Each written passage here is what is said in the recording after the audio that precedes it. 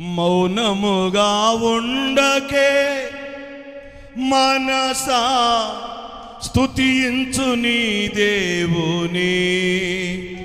మనసుతో చెప్తాడంట, మౌనముగా ఉండకే నా మనసా స్తుతించు నీ దేవుని. మనసుతో చెప్తున్నాడు, మనసుతో చెప్తున్నాడు. పడదామా? మౌనముగా ఉండకే